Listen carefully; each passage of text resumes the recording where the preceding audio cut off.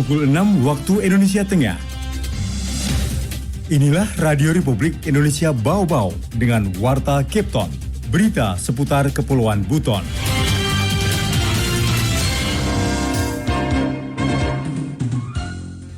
Ya, kalau kami amati, kalau kejadian kebakaran ini, khususnya bangunan gedung atau rumah itu, banyak itu dialami oleh korsleting aliran listrik. Kemarin awal bulan kita juga sudah rapat di Makassar dan sudah ada langkah-langkah percepatan. Untuk tahun ini kita akan lanjutkan kembali.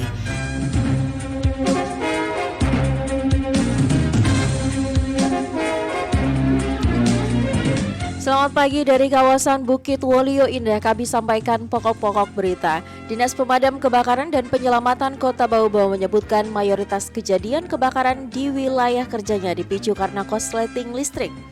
Sempat putus kontrak, Kementerian Kelautan dan Perikanan akan melanjutkan pembangunan sentra kuliner perikanan di Kota Bau-Bau. Inilah Warta Cape Town pagi selengkapnya hari ini Sabtu 4 Maret 2023 bersama saya Siti Nur Hardianti. Berita yang pertama, Dinas Pemadam Kebakaran dan Penyelamatan Kota Bau-Bau menyebutkan mayoritas kejadian kebakaran di wilayah kerjanya dipicu karena korsleting listrik. Selengkapnya, Afriansyah, reporter RRI Bau-Bau melaporkan. Ya, kalau kami amati, kalau kejadian kebakaran ini, khususnya bangunan gedung atau rumah itu, banyak itu dialami oleh korsleting aliran listrik. Dinas Pemadam Kebakaran, Damkar, dan Penyelamatan Kota Bau-Bau menyebutkan mayoritas kejadian kebakaran di wilayah kerjanya dipicu karena korsleting listrik. Kepala Dinas Damkar dan Penyelamatan Bau-Bau, Muhammad Masad, mengatakan tahun 2019 kejadian kebakaran terdata sebanyak 114 kali, tahun 2020 sebanyak 58 kali, tahun 2021 34 kali, tahun 2022 25 kali, dan selama Januari hingga Februari 2023 tercatat sudah ada 7 kali kejadian kebakaran. Dikatakan Masad, tragedi kebakaran tersebut antara lain menimpa rumah, kendaraan roda 4 hingga kandang ternak. Mayoritas musibah kebakaran dipicu korsleting listrik, khususnya pada bangunan.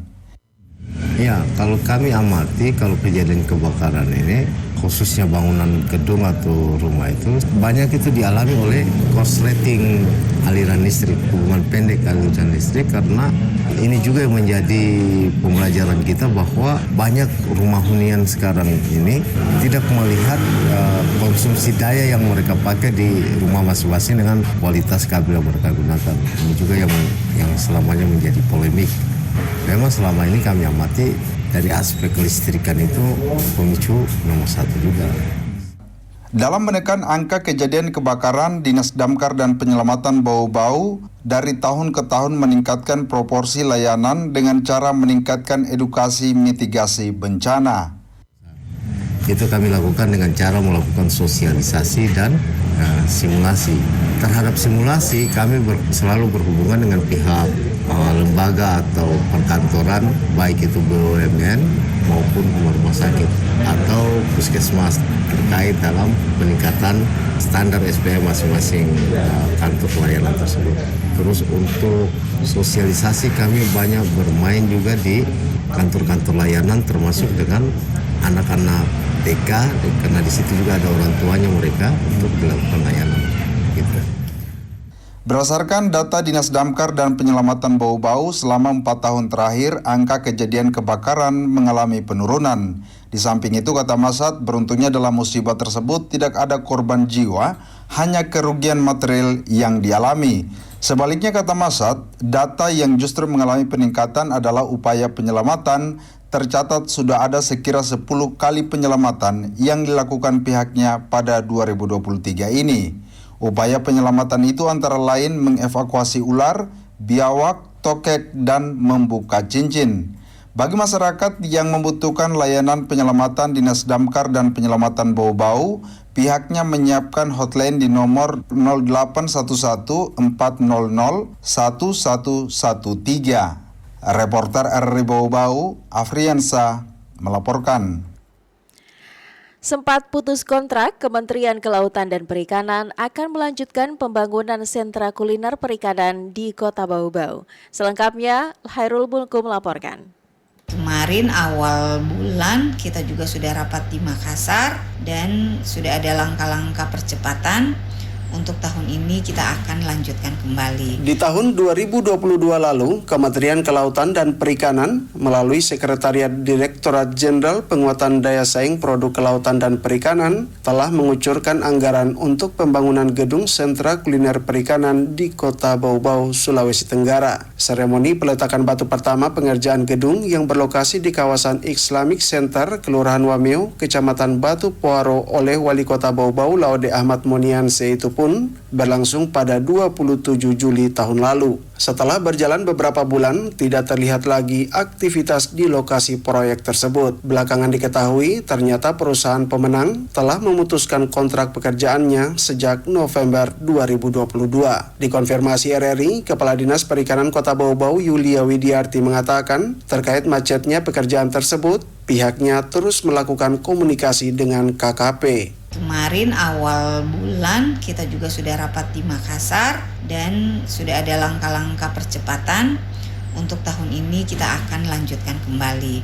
Dan sekarang masih proses perencanaan kembali karena kan harga yang kemarin itu masih harga di 2021. Jadi otomatis sekarang di 2023 SSH-nya kita semua sudah berubah. Yulia menambahkan, saat ini sementara dilakukan perhitungan ulang untuk menyesuaikan dengan harga terkini. Pihak KKP pun, lanjut Yulia, berkomitmen akan segera melanjutkan pekerjaan gedung yang berkonsep 2 lantai tersebut dengan upaya-upaya percepatan agar dapat segera termanfaatkan. Jadi memang harus disegerakan yang pasti sesuai dengan aturan yang ada untuk aturan pengadaan barang jasa. Karena kan ini sudah putus kontrak dan anggarannya untuk tahun ini sebenarnya di kementerian itu kan kalau anggaran tahun ini harusnya diusulkan dari tahun lalu.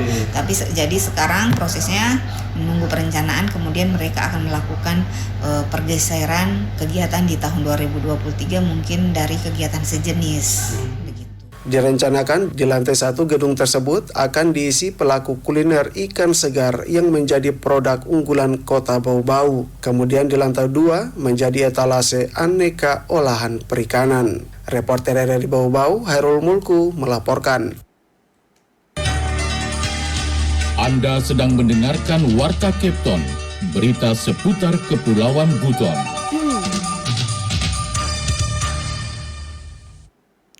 Kita beralih ke informasi lainnya. Badan Pusat Statistik Kota Bau-Bau mencatat jumlah debarkasi penumpang angkutan laut di pelabuhan yang ada di Kota Bau-Bau pada Januari 2023 sebanyak 29.420 orang. Jumlah ini mengalami peningkatan sebesar 15,98% jika dibandingkan dengan bulan Desember 2022 sebanyak 25.336 orang. Sementara itu selama Januari 2023 ada sebanyak 30.295 orang embarkasi atau berangkat dari pelabuhan Kota Bau-Bau. Jumlah ini mengalami penurunan sebanyak 2,3% jika dibandingkan dengan bulan Desember 2022 yang sebanyak 30.924 orang. Secara keseluruhan, jumlah penumpang angkutan laut di bulan Januari 2023 mengalami peningkatan sebesar 6,8% dibandingkan dengan Desember 2022. Sementara, jika dibandingkan pada periode Januari 2023, terjadi peningkatan jumlah penumpang angkutan laut sebesar 36,78% jika dibandingkan dengan Januari 2022. Pendengar, kita ke berita yang terakhir. Klub Jantung Sehat Kota Bau-Bau makin gencar perkenalkan senam jantung sehat kepada masyarakat Kota Bau-Bau. Selengkapnya kembali dilaporkan Hairul Mulku. Dalam waktu dekat juga Klub Jantung Sehat Kota Bau-Bau bersama sekolah-sekolah akan ada klub jantung senam jantung sehat di tingkat Ketua Klub Jantung Sehat Kota Bau-Bau di bawah kepemimpinan Wade Nursanti Monianse makin gencar memperkenalkan pentingnya senam jantung sehat kepada seluruh elemen masyarakat di Kota Bau-Bau. Jumat pagi, Wade Nursanti Monianse bersama jajaran Klub Jantung Sehat menggandeng seluruh jajaran OPD Pemkot Bau-Bau menggelar senam jantung sehat bersama di pelataran kantor Wali Kota Palagi Mata. Usai senam bersama, Wade Nursanti Monianse mengungkapkan, senam jantung sehat sangat penting untuk melindungi jantung agar tetap sehat setiap saat. Mengingat pentingnya senam jantung sehat ini, selain jajaran OPD, senam jantung sehat akan diperkenalkan ke guru-guru sekolah, bahkan untuk anak sekolah. dalam waktu dekat juga klub jantung sehat Kota Bau-Bau bersama sekolah-sekolah akan ada klub jantung senam jantung sehat di tingkat anak. Dalam kesempatan itu, Wade Nursanti Monianse juga menawarkan kepada jajaran Pemkot Bau-Bau agar dapat berjalan intens. Senam jantung sehat bersama di pelataran Palagi Mata dapat dilakukan sebulan sekali. Setiap sebulan sekali, senam jantung sehat itu diadakan di Rujak Wali Kota Bau-Bau. Bapak Ibu bisa ke sana yang berkesempatan. Kalau misalnya pemerintah kota juga berkenan, sebulan sekali kami juga akan datang ke sini untuk senam bersama-sama di pelataran kantor Wali Kota Bau-Bau seperti hari ini. Hal ini dilakukan Wade Nursanti Monianse sebagai upaya menghindarkan masyarakat Kota Bau-Bau dari ancaman penyakit jantung yang menjadi salah satu penyakit paling mematikan. Reporter RRI Bau-Bau, Hairul Mulku, melaporkan.